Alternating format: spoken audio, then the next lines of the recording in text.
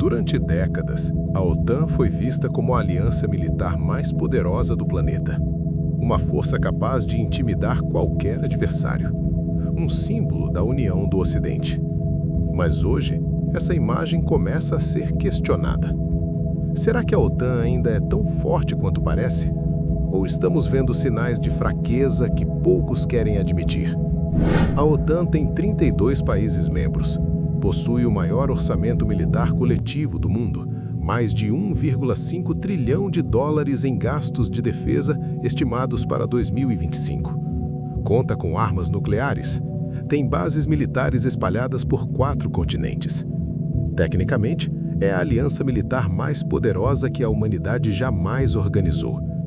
E ainda assim, no início de abril de 2026, o próprio presidente dos Estados Unidos descreveu a OTAN como um tigre de papel sem os americanos e ameaçou, de forma pública e explícita, tirar os Estados Unidos da aliança. Se a OTAN é tão poderosa, por que o homem que comanda o seu membro mais importante fica ameaçando abandoná-la? Essa é a pergunta que vamos responder hoje, e a resposta é mais complexa e mais desconfortável do que os defensores da aliança gostariam de admitir. Porque sim, por trás da retórica de força, dos desfiles militares e das declarações solenes de defesa coletiva, a OTAN enfrenta hoje um conjunto de fragilidades estruturais que colocam em xeque sua coesão, sua credibilidade e talvez sua própria sobrevivência no formato em que foi criada. Isso não significa que a aliança vai desaparecer amanhã. Significa que o mundo precisa olhar com mais cuidado para o que está acontecendo dentro dela. A Organização do Tratado do Atlântico Norte foi fundada em 1949. O contexto era claro. O fim da Segunda Guerra Mundial havia destruído a Europa. A União Soviética estava em expansão e os Estados Unidos precisavam de uma estrutura formal que justificasse sua presença militar permanente no continente europeu. O coração da aliança é o famoso artigo 5 do Tratado de Washington. Um ataque contra um membro é considerado um ataque contra todos. A ideia era simples e poderosa. Nenhum país ousaria atacar um membro da OTAN sabendo que enfrentaria não apenas aquele país, mas todo o bloco, incluindo o poder nuclear americano. Por 4 décadas, esse arranjo funcionou. A União Soviética não invadiu a Europa Ocidental. A Guerra Fria foi travada em outros teatros, Coreia, Vietnã, Angola, América Latina, mas nunca diretamente entre OTAN e o URSS. O sistema de dissuasão nuclear funcionou. E quando a URSS colapsou em 1991, a OTAN celebrou a vitória. Mas aí veio o problema existencial que a aliança nunca resolveu adequadamente. Se o inimigo que justificava sua existência havia desaparecido, para que servia a OTAN? Qual era a missão? Qual era a ameaça? Quem era o inimigo agora? Nos anos 90 e 2000, a aliança tentou encontrar novas razões de ser. Expandiu para o leste, absorvendo antigas repúblicas soviéticas e países do Pacto de Varsóvia, o que provocou o que muitos analistas consideram o gatilho da crise atual com a Rússia. Meteu-se no Afeganistão após o 11 de setembro, numa guerra que durou 20 anos e terminou com o Talibã de volta ao poder. Interveio na Líbia, contribuindo para o caos que persiste até hoje, e se viu completamente de lado quando os Estados Unidos invadiram o Iraque em 2003, uma guerra que dividiu a aliança ao meio, com França e Alemanha recusando participar. Em outras palavras, a aliança passou as últimas 3 décadas buscando identidade. E essa busca produziu contradições profundas que hoje afloram com toda a força. A guerra na Ucrânia, iniciada com a invasão russa em fevereiro de 2022, foi o maior teste da OTAN nas últimas décadas. E o resultado é ambíguo, mais do que os analistas de cada lado gostariam de admitir. Por um lado, a OTAN demonstrou capacidade real de coordenação. Armamentos, munição, inteligência, treinamento e financiamento foram fornecidos à Ucrânia em escala significativa. A inclusão de Finlândia e Suécia na aliança, 2 países que mantiveram neutralidade por décadas, foi um reforço geopolítico de peso. A aliança não se fragmentou diante da pressão russa. Por outro lado, as limitações ficaram expostas de forma dolorosa. A Europa descobriu que seus estoques de munição eram inadequados para uma guerra de alta intensidade. Descobriu que sua dependência energética da Rússia havia criado vulnerabilidades estruturais que levaram anos para começar a resolver. Descobriu que a desindustrialização militar das décadas anteriores não era apenas uma questão de gastos, era uma questão de capacidade produtiva que não se reconstrói rapidamente. E mais, quando os Estados Unidos, sob a segunda administração Trump, reduziram o suporte militar à Ucrânia em 2025, ficou claro que a OTAN, como estrutura, não tem mecanismo próprio de decisão que substitua a vontade política americana. Os europeus conseguiram ampliar sua contribuição. A Alemanha quebrou seu próprio limite constitucional de endividamento para financiar rearmamento. A UE aprovou créditos de guerra de 800 bilhões de euros, mas o vácuo deixado pelos Estados Unidos não foi facilmente preenchido. A OTAN, sem vontade política americana, é uma estrutura capaz de se defender, mas não de projetar força ou dissuadir com a mesma credibilidade. E há ainda a questão mais delicada. O artigo 5 nunca foi testado. Nenhum membro da OTAN foi atacado desde 1949. A garantia de defesa mútua existe como texto e como crença.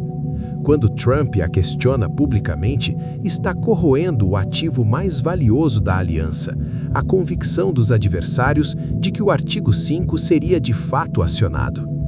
Mas há uma outra leitura possível de toda essa crise. Uma leitura que, paradoxalmente, pode ser menos sombria para a segurança europeia a longo prazo.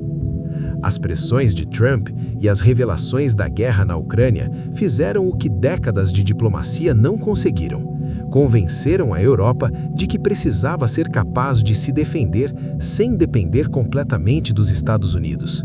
O general François Lecontre, ex-comandante das Forças Armadas da França, sintetizou o novo pensamento. A OTAN continua necessária, mas precisamos ser capazes de pensar a OTAN sem os americanos. A Alemanha, por décadas a mais relutante em discutir poder militar, rompeu com seu próprio tabu constitucional, o freio de dívida inscrito na Constituição para liberar recursos para a defesa. Anunciou um fundo de 100 bilhões de euros para rearmamento. A Polônia elevou seus gastos militares a 4,7% do PIB, tornando-se o país com maior percentual de gastos militares em relação ao PIB entre todos os membros da OTAN. Pela primeira vez em décadas, a Europa está tendo uma conversa real sobre autonomia estratégica, sobre construir capacidade industrial de defesa própria, sobre desenvolver sistemas de armas europeus, reduzir a dependência de equipamentos americanos, criar estruturas de comando que possam funcionar independentemente. Esse debate era considerado quase tabu até poucos anos atrás. O problema é o tempo.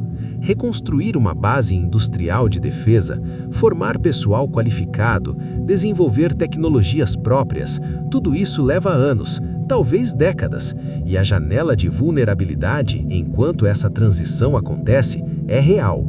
O secretário Mark Rutte alertou que, no ritmo atual de capacidade militar russa, a Rússia poderia estar pronta para uma ofensiva contra a OTAN em 5 anos. A resposta honesta é: depende do que você está medindo. Em termos de capacidade militar bruta, a OTAN continua sendo a organização militar mais poderosa do planeta. Seus membros combinados gastam mais em defesa do que o restante do mundo. Seus sistemas de armamento, treinamento e inteligência não têm equivalente. Nesse sentido, não, a OTAN não está fraca.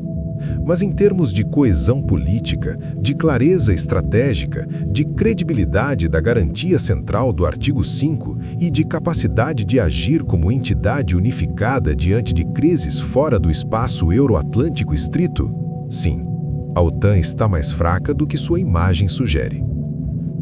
E as fissuras são reais. A crise atual, de Trump, da Ucrânia, das divergências sobre o Irã, dos gastos insuficientes, da dependência tecnológica, é também uma oportunidade. Uma oportunidade para a Europa adultar, para parar de terceirizar sua segurança para Washington e construir capacidade própria, para ter uma política externa que reflita seus próprios interesses, não apenas os interesses americanos do momento.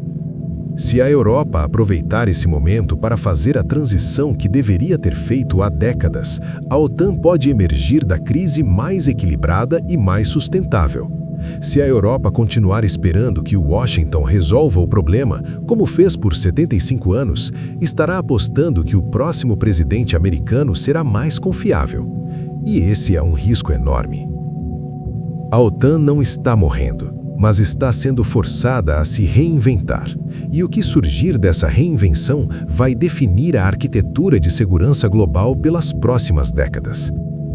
Uma coisa é certa, o mundo multipolar que está emergindo, com a China como superpotência, a Rússia como revisionista assertivo, o Sul global como ator crescente, não tem espaço para alianças que funcionam apenas no papel. Ou a OTAN se torna uma estrutura real, com capacidade genuína de agir coletivamente e com garantias que todos os membros levam a sério, ou continuará sendo, como Trump disse, talvez corretamente, se por razões erradas, um tigre de papel. E essa é a pergunta que europeus, americanos e o mundo todo precisam responder. Não amanhã, agora. A OTAN ainda é poderosa, mas poder não é só força militar. É união, é estratégia, é capacidade de agir rapidamente. E é justamente aí que surgem as dúvidas. Estamos vendo uma aliança forte ou uma estrutura que começa a mostrar rachaduras?